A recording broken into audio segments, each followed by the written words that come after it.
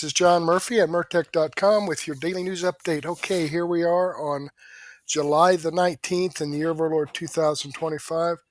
Got a lot of great information for you. Let's go ahead and click over here, Murtech on Rumble. Okay, this is the video you're looking at right now, episode 1628. Let's go ahead and click on that and pause it. Close this out. Slide down here and open the description box.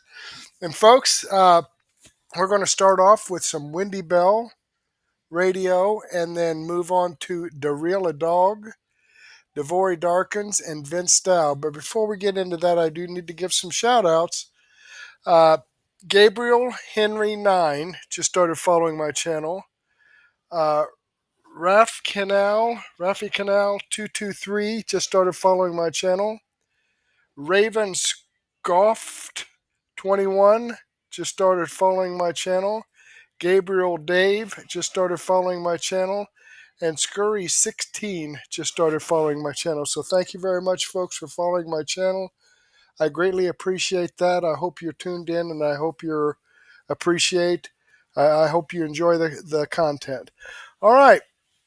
Okay, Rafi Canal 223 and Alaska Pipeline commented on my daily news wrap-up from today, or last night. Gabriel Henry 9 and Debbie BS commented on my episode 1627. Debbie BS commented on my extra 410C. And Debbie BS also commented on my extra 411A, 411B, 411C, and 411D. Debbie BS also commented on my extra 412A, 412B, 412C, and 412D. Debbie BS has been busy, I'm telling you. Lightning Tree Brand and Gabriel Dave commented on my episode, my extra 413C. So thank you very much, folks, for your comments. I really enjoy reading your input, and I appreciate your support. So thanks again. Let me give this a thumbs up. Boom. There it is. That's how easy it is to give a thumbs up, and I have one of those thumbs up things right here.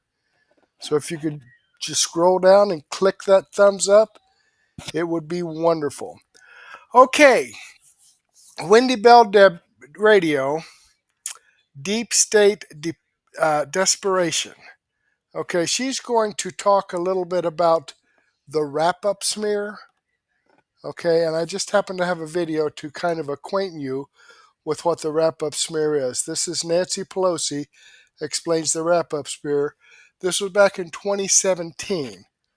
Okay, after Trump won the 2016 election, she explains the wrap-up smear, which is kind of gives you an indication of, the Russia collusion hoax.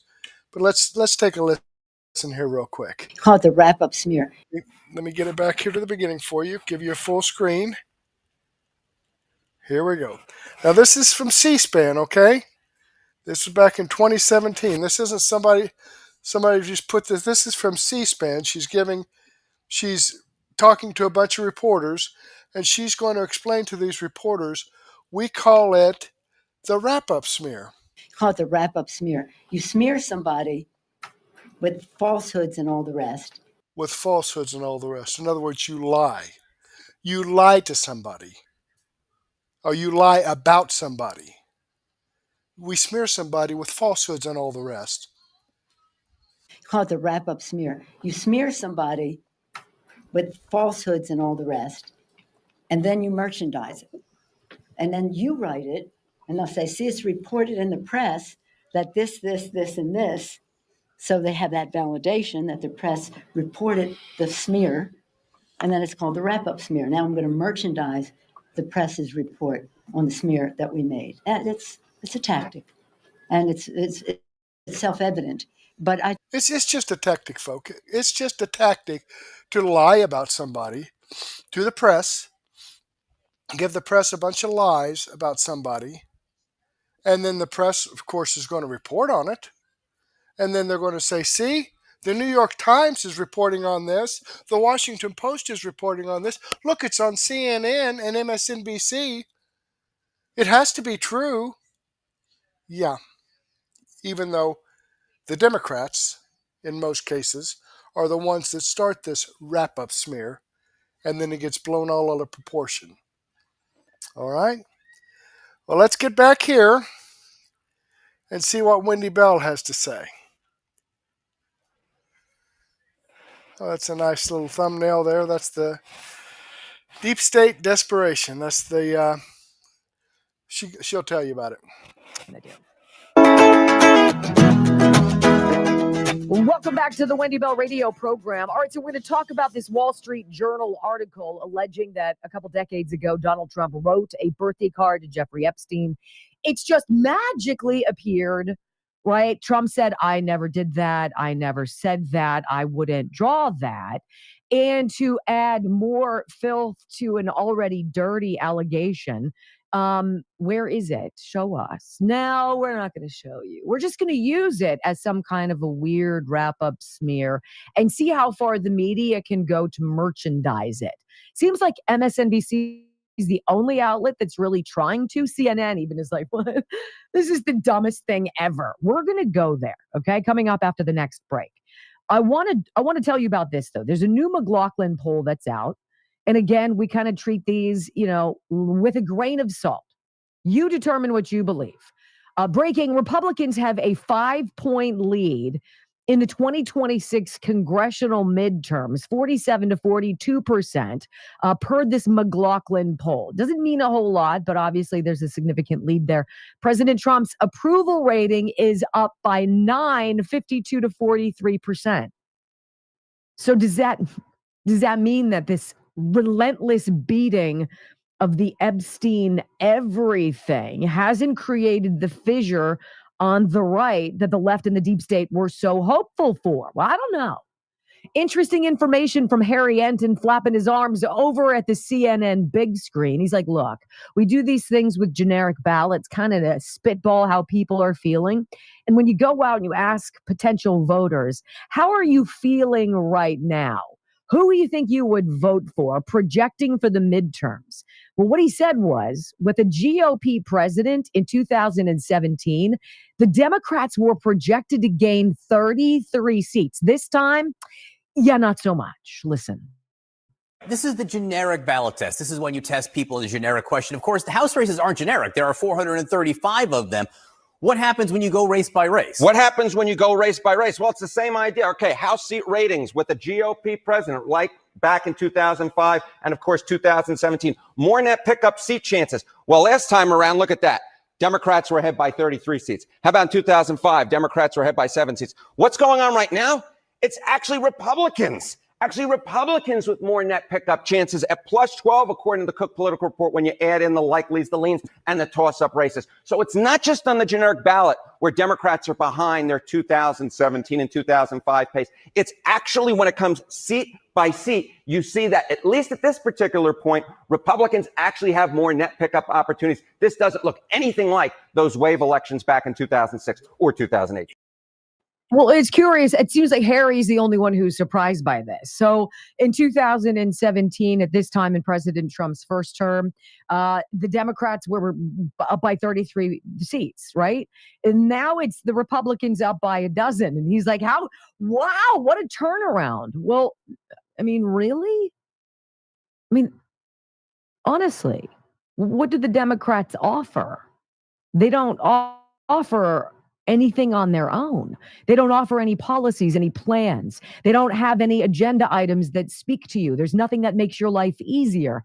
There's nothing that makes things better. There's no outside the box thinking. It's all about, we hate Donald Trump. Well, I hated Joe Biden. I thought he was horrendous. I thought Barack Obama was the biggest failure. And that so many people got conned into that, right? Harry, are you really surprised that people are awakening and realize that in just 6 months, 7 months, this administration has done so much already with $15 trillion of investment already in the United States since he took office? That's mind-bending.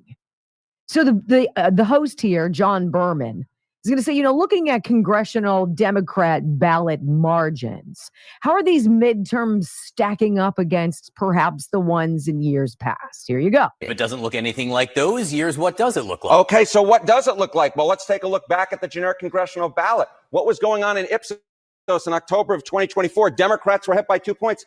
Look at where we are now. Democrats ahead by 2 points among registered voters. At this particular point, this election cycle looks a lot more like 2024 than it does than either 2018 or 2006. And so, of course, Republicans actually held onto the House back in 2024. Will it happen this time around? We'll just have to wait and see. But for anyone who's writing the Republican House's political obituaries, hold the phone. This is a reality check. Republicans are still very much in the game. You know, and I think the thing that's so it's so disheartening about this deep state assault on everything that I think you and I collectively hold dear. Let's start with transparency. Let's start with honesty, right? Let's start with that. They believe that if they could beat this Epstein thing into a frenzy, that we would all of a sudden break away and forever leave this whole concept of the GOP. It's the only place that I see a change happening in this country. You want to go back to where we've been? Where you have a president who's incapacitated in an entire administration that covers it up and lies about it, then when called to the carpet on it, takes the fifth, chooses to do the fifth route so they don't self-incriminate, right? You want to go back to the time where the spigots of oil production shut down? And where the madness of public education can fail another generation of children yet again. And then when called out on the carpet on all of these things, it's Donald Trump's fault in some way, even though he's been out of office.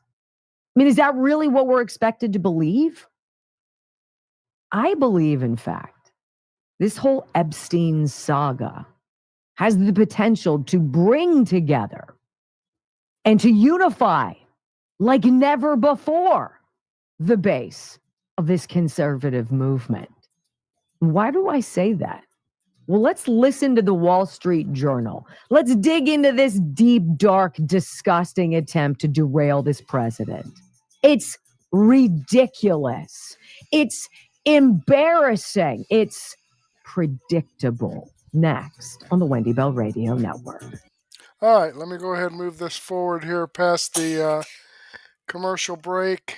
Should be coming back about the 32 or 33 minute mark. It's ways from George Sand people grow making body humorously indecent. Stupid.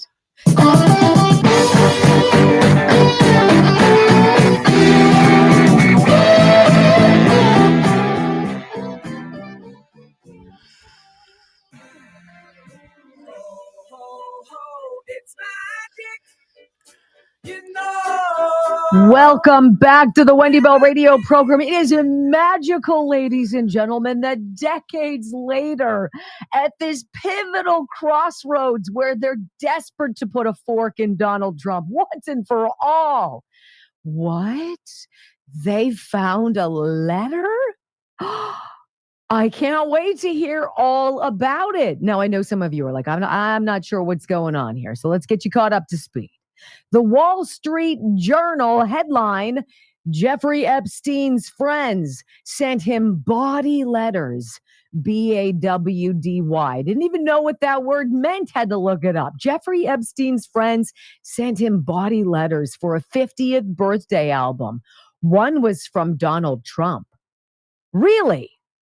That's interesting. The leather-bound book was compiled by Ghislaine Maxwell. You don't say! What did she just say she was willing to do while she's in her minimum security lockup somewhere at a country club? That'd be testify. Oh, she said she would testify. Oh, that's right. Wait, who was the prosecutor on her case? And also Jeffrey Epstein's and also Diddy's?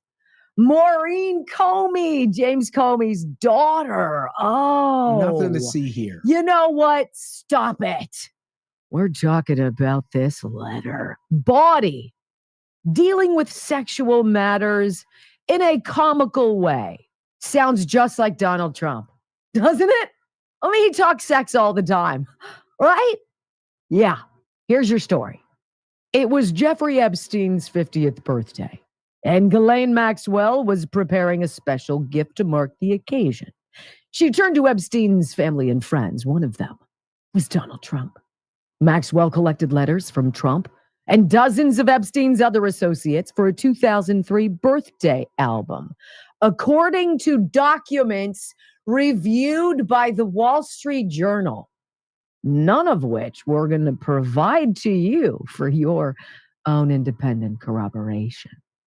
Pages from the leather-bound album, assembled before Epstein was first arrested in 2006, are among the documents examined by Justice Department officials who investigated Epstein and Maxwell years ago, according to people who've reviewed the pages. It's unclear if any of the pages are part of the Trump administration's recent review.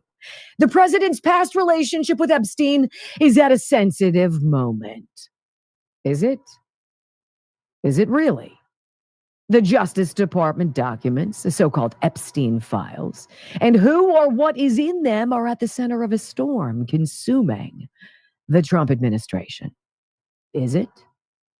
I don't know.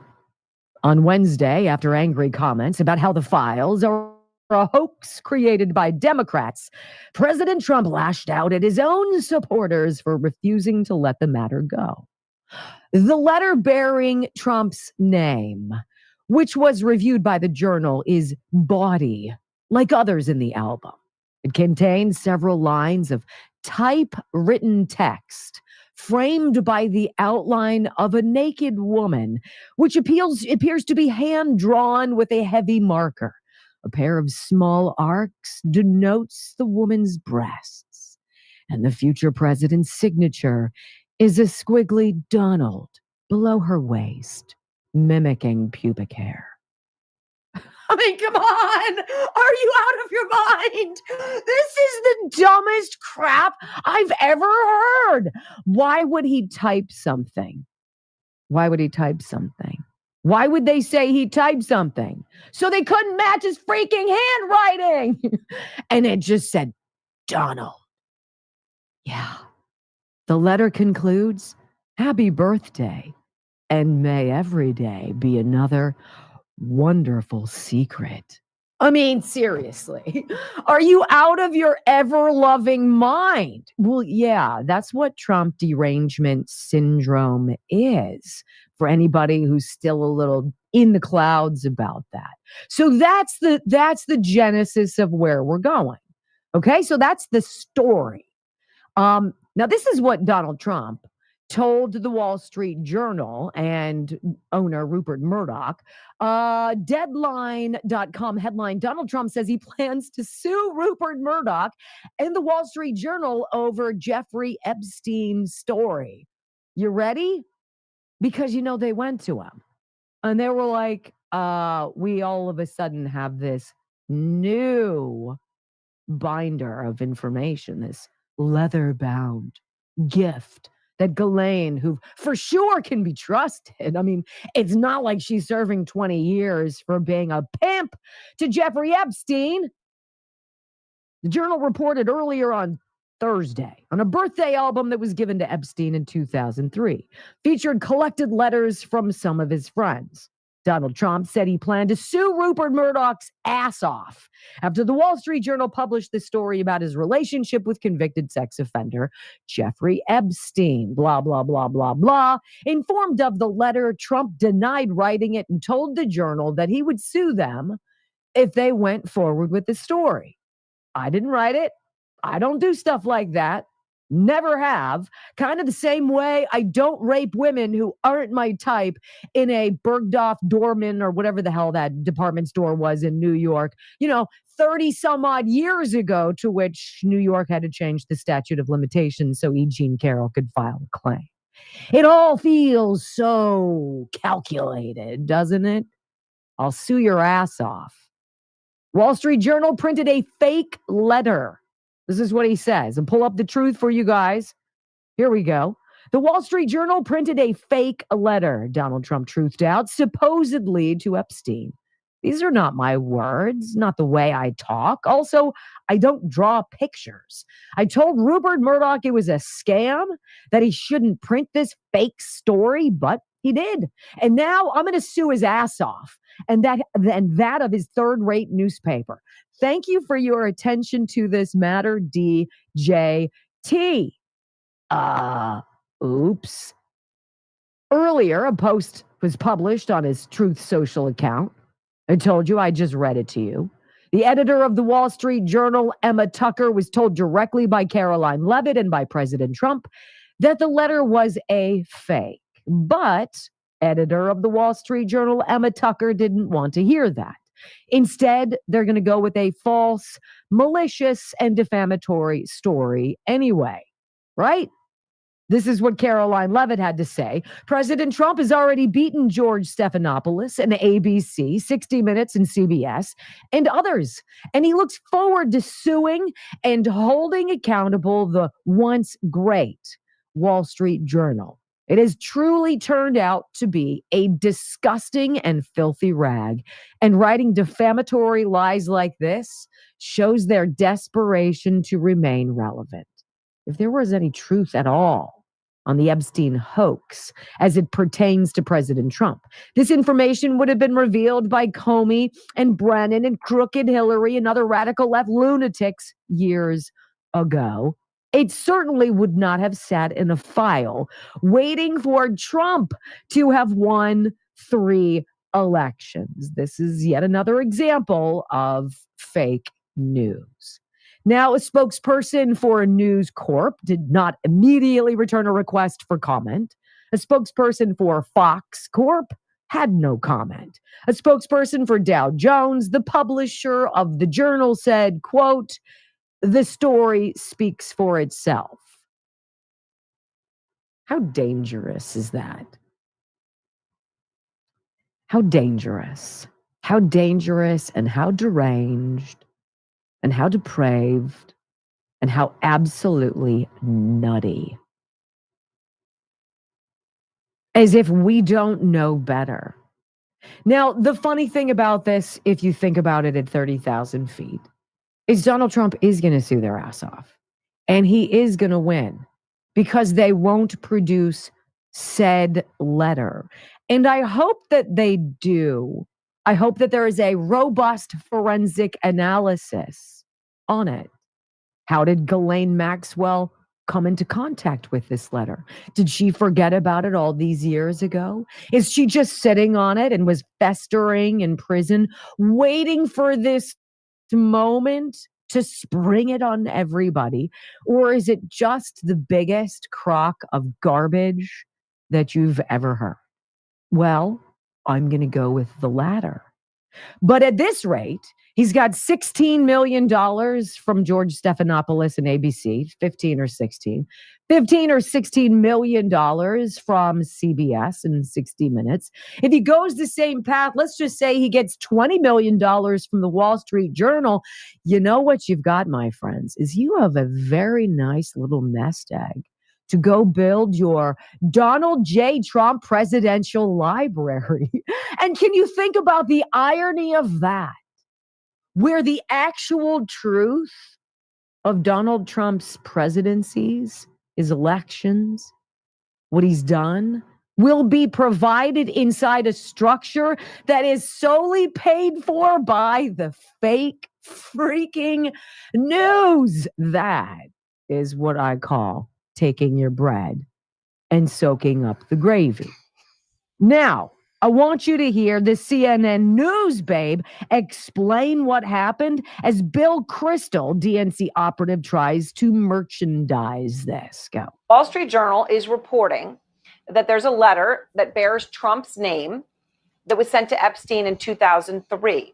Now, according to the Journal, Bill, it contains several lines of typewritten text framed by the outline of a naked woman, which appears to be hand-drawn with a heavy marker.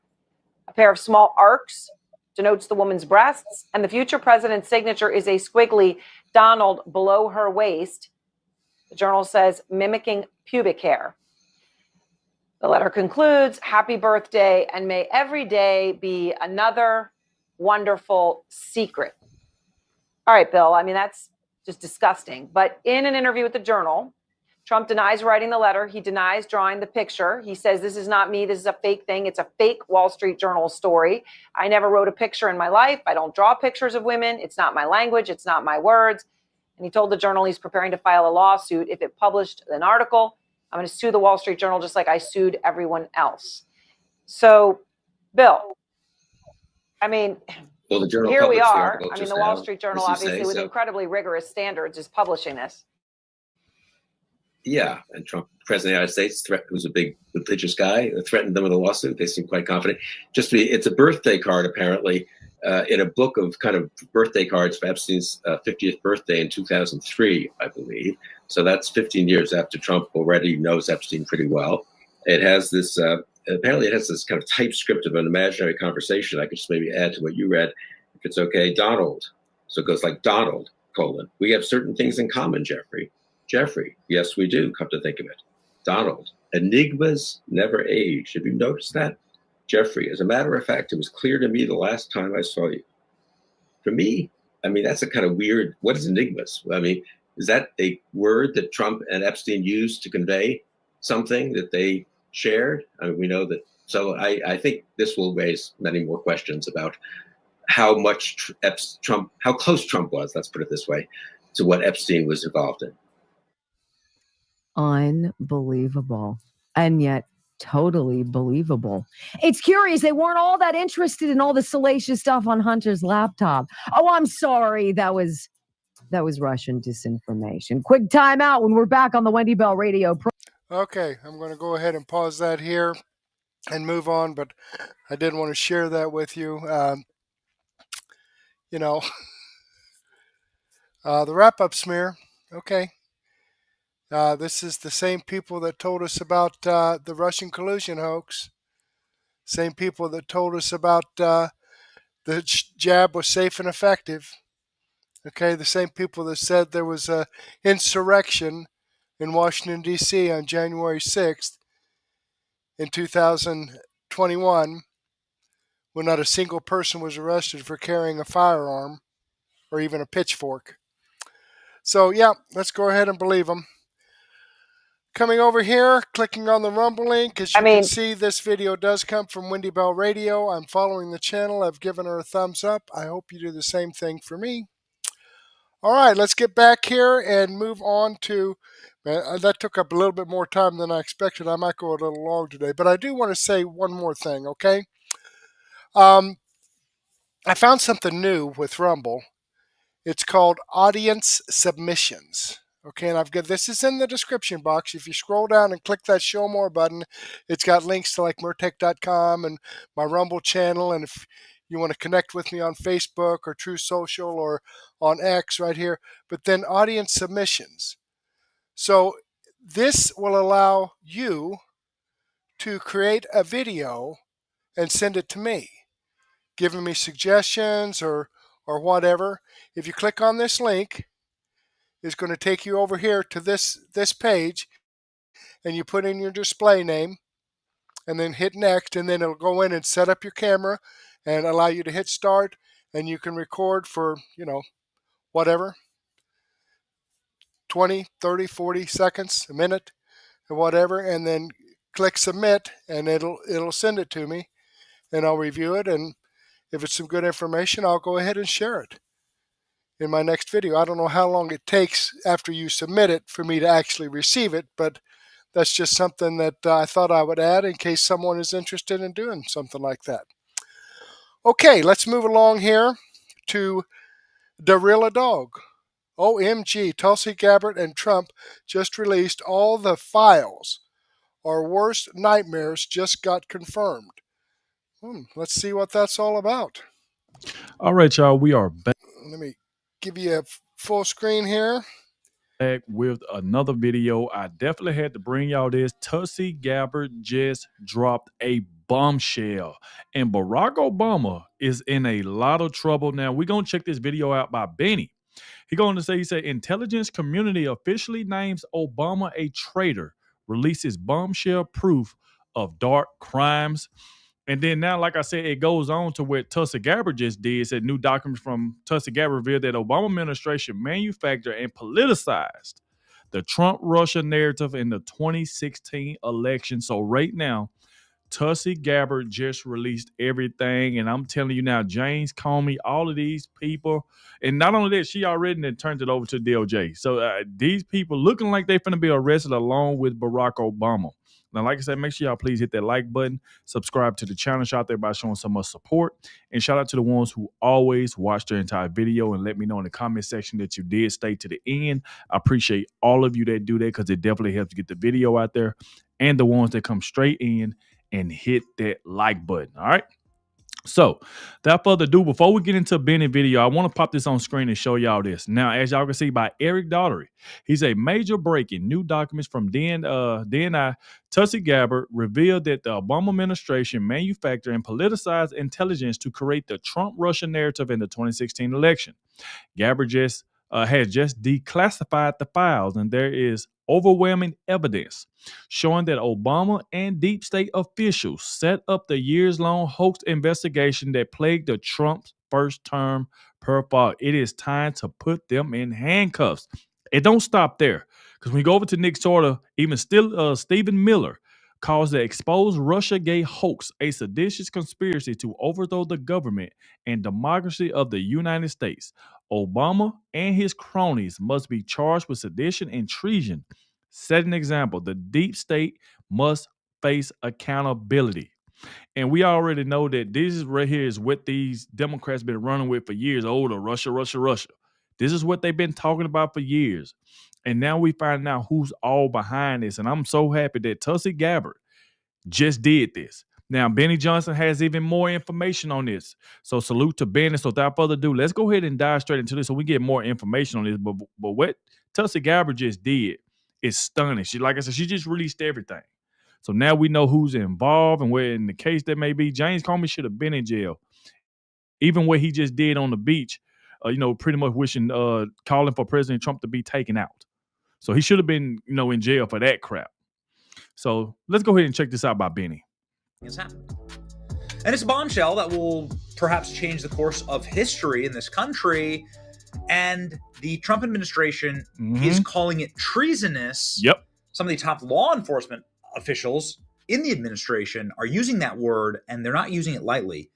Everything has changed, and it's wild. President Trump, in some of his first days in the White House in this term, saying nothing ever happens with the people who illegally set up the Mueller investigation. Where's Comey? What happened to McCabe's? What happened to these lying bastards who lied to our nation and hoaxed our nation into destroying my first term? And they are lying bastards. We have them on the record, lying again and again and again. That's all they do is lie. Lying, saying that he wasn't aware of any surveillance of the Trump campaign, surveillance that he set up. Yep. Surveillance that he actually lied to a FISA court in order to get, and he admits this on the record. He also admits on the record that he sent spies into the Trump administration. Yep. Why? Because they were just getting started and he knew he could sneak people in and try and destroy them. I sent them.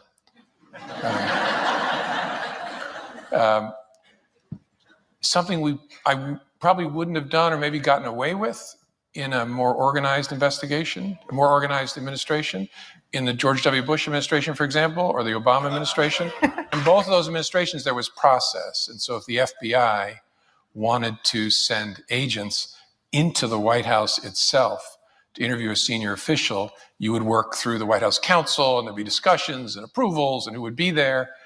And I thought it's early enough. Let's just send a couple guys over. And so they set up President Trump, and they bragged about it on the record. They definitely bragged about it. So you can see this liar sitting here pretty much admitting everything. So this is stuff, like I said, you be having Adam Schiff, all these Democrats been running with for years. That's all they've been talking about. They always trying to call President Trump a liar. People in his administrations is liars, calling us liars. But they are the one that lie. They always trying to lie to regain power. That's all they do. They care about power. They don't care about the American people. This is the Will Cain Show, and we begin with a breaking news alert. Fox News Digital exclusively reporting that the Obama administration manufactured and politicized intelligence to create a narrative that the Kremlin was trying to influence the 2016 presidential election. This is the origins of Russia, Russia, Russia. Director of National Intelligence Tulsi Gabbard has just declassified today these documents, laying out this timeline. Prior to 2016 and the election, officials from across the intelligence community assessed Russia lacked the intent and capability to hack U.S. elections. After President Trump's 2016 victory, early intel assessments proved that there was no foreign manipulation. Now, officials tell Fox that intelligence was then manufactured and politicized to be used as the basis for the year-long Mueller probe. The documents state, quote, hours before the December 8th, 2016 PDB was due to be published, a senior intelligence official abruptly pulled it from the president's briefing book. It was never published. The next day, on December 9th, 2016, the Obama White House convened in a classified NSC meeting with top administration officials to discuss Russia.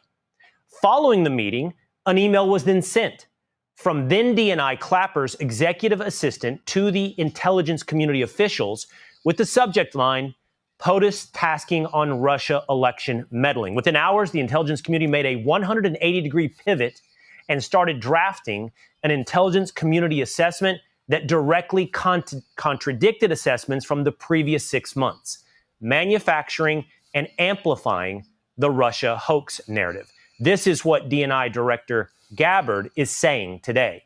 There was a treasonous conspiracy in 2016 committed by officials at the highest level of our government. We'll continue to break down the bombshell as it develops. Okay, I'm going to go ahead and pause that there. Remember when we talked about the wrap-up smear? Unbelievable. All right, let's scroll down here, and as you can see, this cut does come from the real Adogg.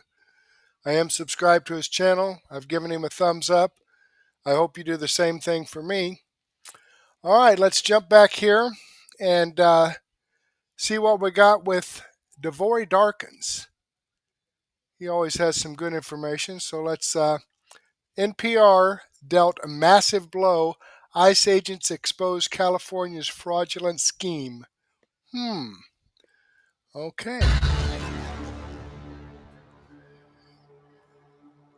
While most of you were sound asleep at 2 a.m. Eastern Standard Time, Senate Republicans were busy trying to kick Big Bird out of the nest. Senators voted to cut funding Congress already allocated, including for the Corporation for Public Broadcasting, which funds TV and radio stations across the country. It is a win for President Trump, who has claimed NPR and PBS are biased and left-leaning. And way before Donald Trump, Republicans have been trying to defund public broadcasting for more than 50 years. Okay, so we're picking up where we left off yesterday, and we all know that NPR and PBS are definitely biased, as I mentioned yesterday. We all have a bias, but to what degree is always the question. Anyways, the point being is the Senate finally passed the bill, so it's going to happen as President Trump promised. Now, there are a couple of things we need to address so you guys know the full picture, and of course, I'm going to show you the reactions because they're all claiming that it's Armageddon. Is 1% of the NPR's budget comes from federal funding. 15% of PBS budget comes from federal funding. And of course, they direct the federal funds to rural areas. So now they're going to have to rethink their strategy on how to keep the rural areas open by diverting their own funding to those stations, which should have been happening from the beginning, quite honestly. Now, here's the CEO of NPR and what she had to say this morning. I would start, as I always start by saying, which is we, of course, are a nonpartisan organization, and we want to serve and are required to serve the entirety of the American public.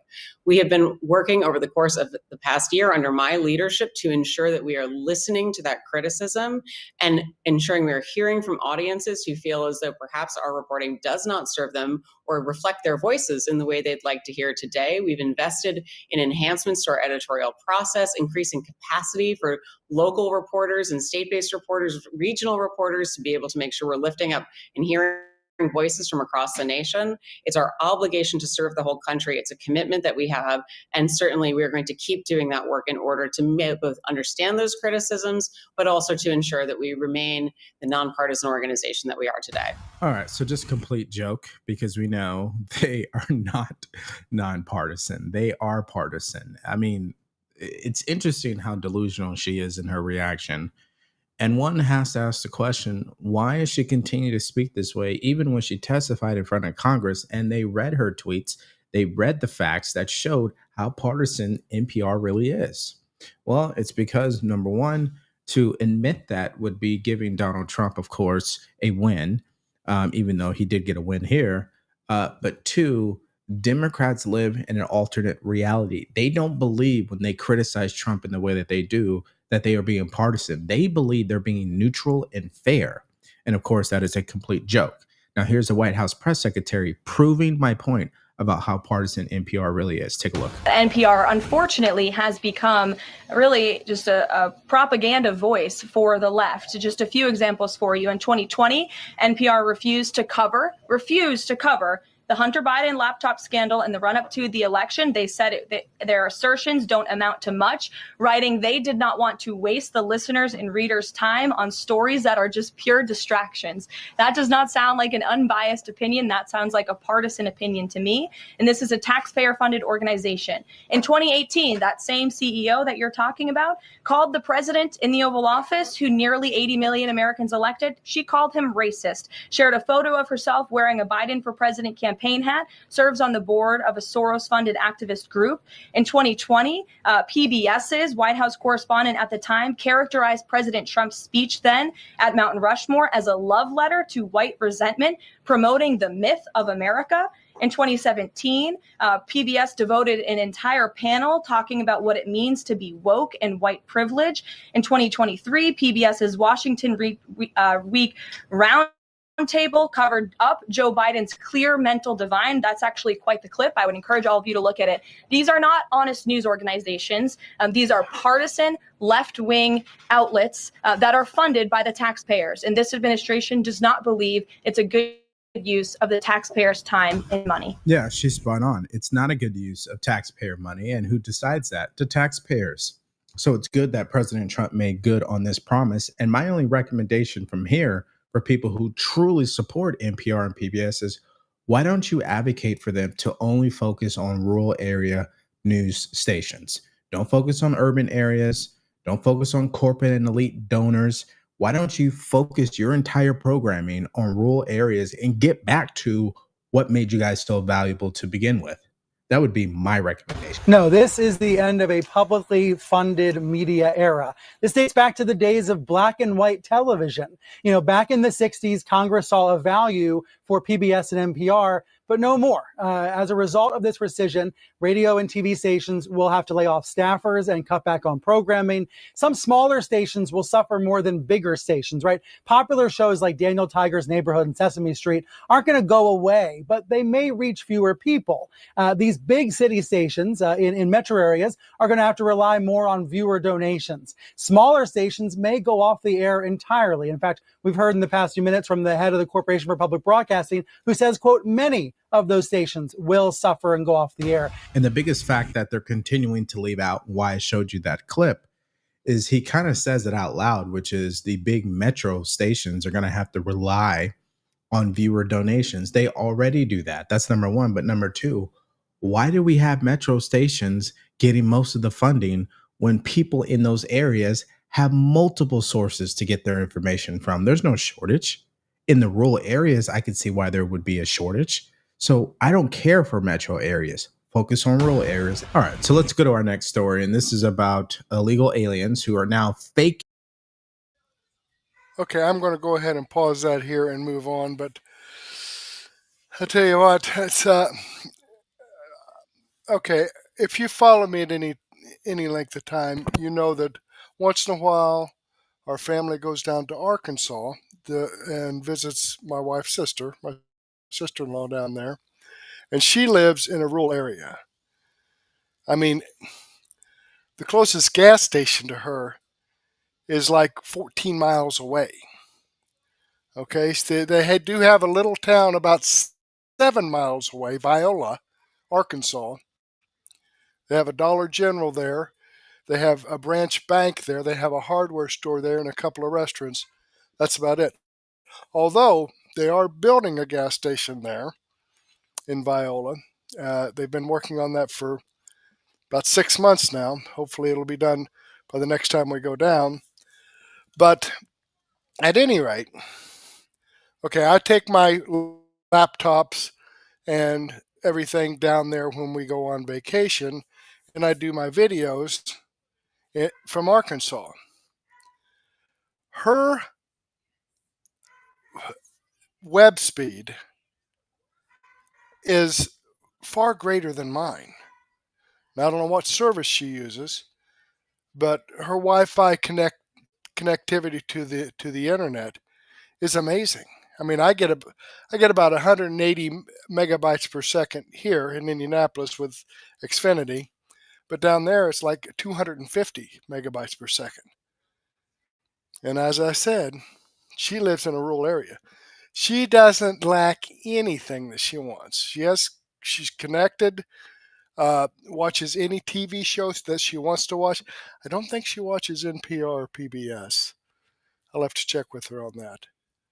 You know, I don't know if that's available in her area because she never watches it, but she watches anything else that she wants to watch. So, I don't know. Big farce, if you ask me. Okay, scrolling down here, this does come from Devory Darkins. Subscribe to his channel. I've given him a thumbs up. I hope you do the same thing for me.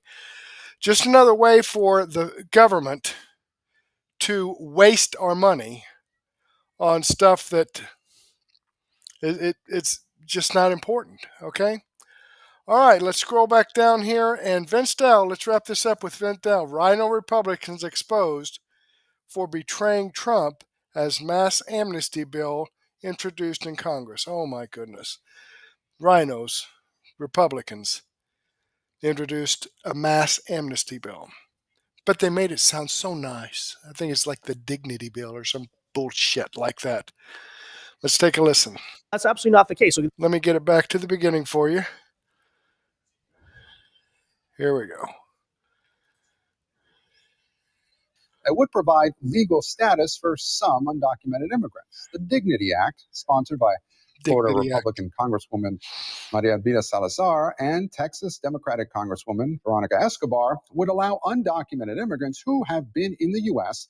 since before 2021 to apply for up to 7 years of legal status with work authorization. But now we're getting pretty deep into the talking points here. What you're doing is people who came here, people who came over our border without permission are not being punished. They are instead being rewarded. And so you they're not. Let me answer to that. Very different standard to Ukraine. I'm wondering if Russians fleeing Putin, do you believe should be allowed to start new and better lives in Ukraine? And I bet you'd say no because you believe in Ukrainian nationalism, but not America. you guys know that we are always more than willing to call out RINO Republicans on this channel, and today is absolutely no exception because we have to bring you the coverage of what I truly believe to be one of the most underrated yet important stories happening quietly behind the scenes right now of our Republican Congress. And that is exactly the current push for mass amnesty for illegal aliens. And just to be clear and reiterate there, this is not an amnesty bill that is being introduced by House Democrats. Instead, it is coming from House Republicans who apparently seem to believe that it was Kamala Harris and not Donald Trump that won the 2024 election in a historic and sweeping mandate. It is utterly insane to witness. This, of course, comes at the same exact time that the Trump administration is on a roll, right? They're scoring victories on this immigration issue. You talk about deportations, you talk about many of the legal battles in court. But on top of that, perhaps one of the most forgotten aspects of this picture is the southern border, which is virtually on lockdown, right? Border crossings themselves are at major lowest levels in many decades, perhaps ever. In the month of June, you had not a single illegal alien, not one was released into the United States. And apparently the agenda here of these House Republicans, many of whom were largely carried by Trump's 2024 victory down ballot with those coattails there, are apparently looking to reverse all of that and openly betray the leader here of the party, not for any reason that is remotely right-wing or conservative, but the opposite. Nonetheless, we're going to get into this full story here today. I want to tell you all of these details and also further explain why this is absolutely not something that any even well-meaning conservative, after the years and decades here of the failure of this idea, amnesty never works, I'll explain why, should be falling for this stuff ever again. And I don't care if they're moderate. I don't care if they come from so-called swing districts, okay? This still, to me, is an utterly disgusting betrayal. With that said, guys, do us a favor. If you enjoy our content, make sure you hit that like button down below and subscribe to the channel if you are new.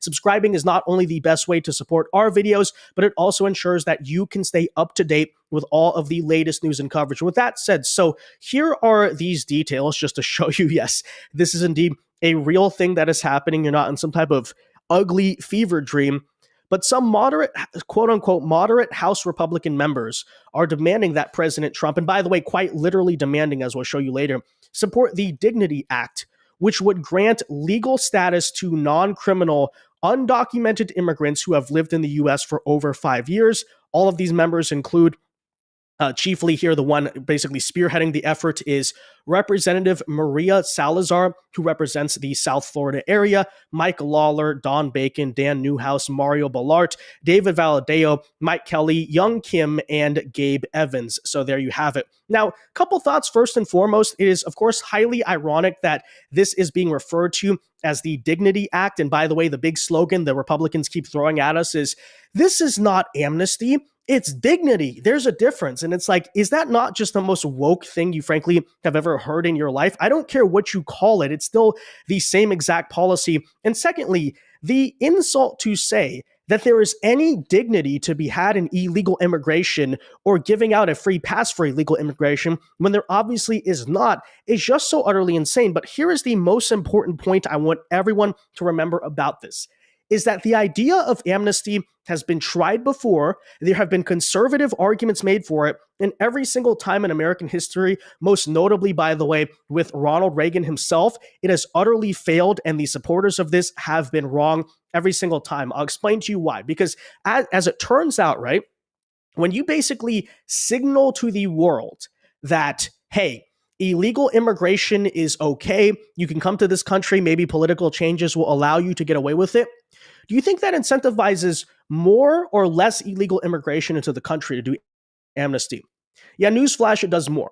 Now, the argument made by the Reaganites back in the 1980s, who, by the way, later came out, even Reagan himself, according to his own son, came out later, years after the fact, and admitted that it was a gigantic mistake. I mean, just ask the state of California and its political trajectory ever since, right? Used to be a red state, how that whole effort went there.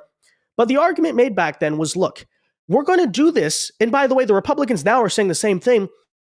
We're going to do this as basically a trade-off, right? We're going to secure the border. We're going to make sure there's no future illegal immigration. We're going to give provisions for that. But in exchange, just to meet a compromise of some sorts, we are going to give leniency to the people who are already here. So keep in mind, the argument made back in the 1980s was that amnesty would reduce illegal immigration. Well, you obviously know since. I mean, look at the history of the 1990s. Listen, ironically, to some of Bill Clinton's State of the Union addresses and those famous clips back then of Democrats actually arguing against illegal immigration. That newsflash, yes, the Reagan amnesty did not decrease illegal immigration, it only increased it. And by the way, you look to the later decades, even Barack Obama back in 2014, 2015 did DACA. And at the same exact time period, you had a border crisis of people, remember here, because a bunch of illegals surged to the border saying, hey, we heard there's some type of amnesty program going on. And then furthermore, right, it's worth noting, because we're about to get on the front of Maria Salazar here, who has just been trying to make this appeal that, hey,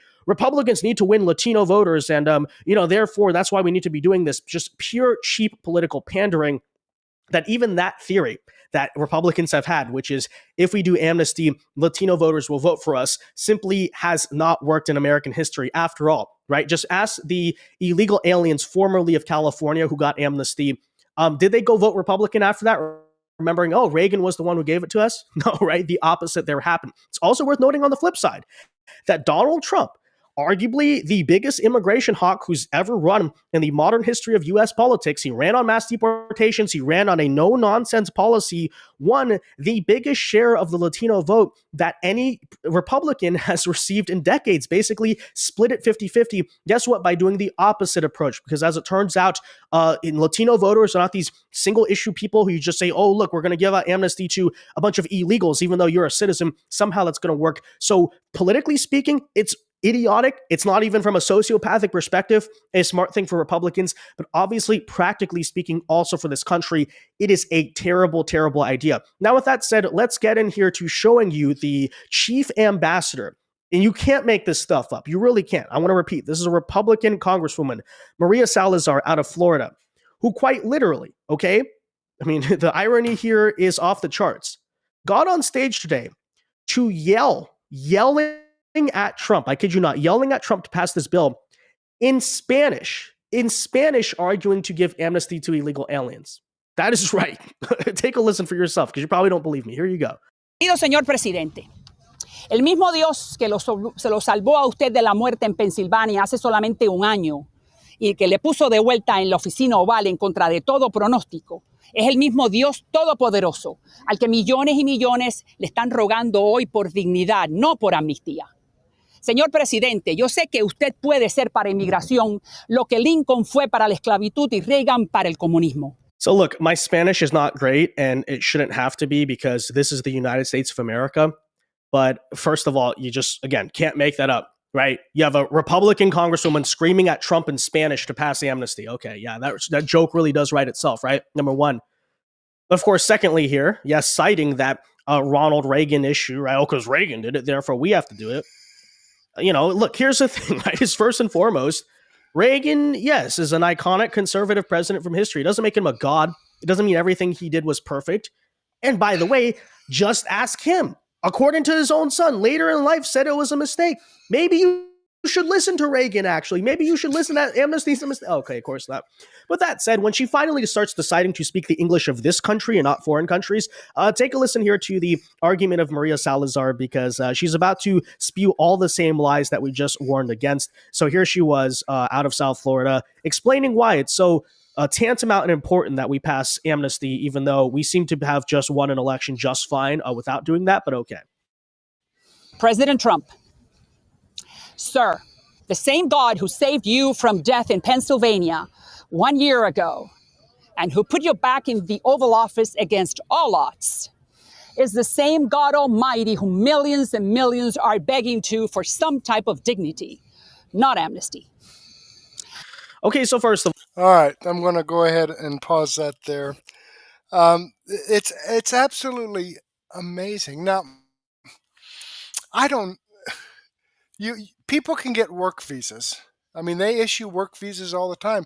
You know, they talk about, who's going to pick our crops, who's going to do this, who's going to do that.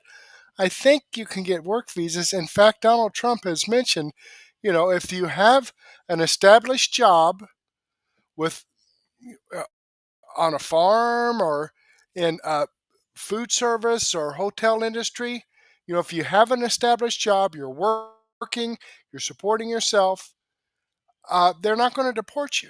You can get a visa for that. Now, I would think that if a person wanted to come to the United States and move here and they had a work visa, they could work on becoming a citizen or at least a permanent resident of the United States. I don't know immigration law. Okay, I'll tell you that right now. But I would think that there's a process in place that they could apply for something like that. Isn't there? Let me know, folks. Let me know in the comments, because I don't know. Okay, is there a process? If you have a work visa, you come here and decide, I think that I want to live here forever. Isn't there a process that will allow you to do that and become a citizen?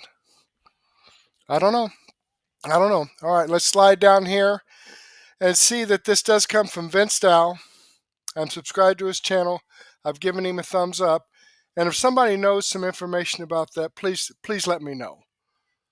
Because I would think that there would be some way that people could do that. I'm not going to believe what, like this person says right here. Okay? This person right here. I'm not going to believe the media, but I would think that there would be a process to allow people that come here on a work visa to transition into a permanent resident and or citizen. Okay, with that being said, let's go ahead and move back here. And these 4 videos that I shared with you folks are videos that come directly from the producer. Okay, I don't get any commissions or royalties for sharing this information with you or sharing their channels. But I do like to put together a nice, neat little package of different information from a variety of producers to show you, you know, no nonsense, common sense, logic, and truth. The kind of information that you're not going to get on the mainstream media or deep state swamp. So that's why I put this together. Okay, let's see here. We got some comments from LNC and me. Trying to get people to talk to me there. Let me go ahead and put that in a comment.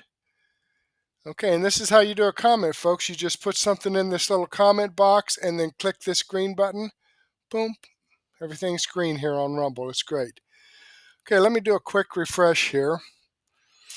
And okay, I've had 245 people watch this video. I've got 30 people watching right now, and I've got 5 thumbs up. So, you know, if I could get 25 of you to just scroll down, slide down here, and give me a thumbs up, click that little thumbs up button, that would be fantastic. I'd greatly appreciate that. All right, coming over here to Murtech.com, these 4 videos that I shared with you are videos that I've posted on Murtech.com. Directly from all the videos that I have here come directly from the producers. Right there's Devory Darkins.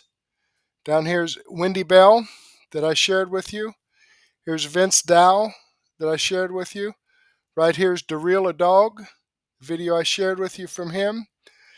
I have over 55 videos here, folks. And the link to Murtech.com is in the description box. It's a free site. I don't ask for your name. I don't ask for your email address.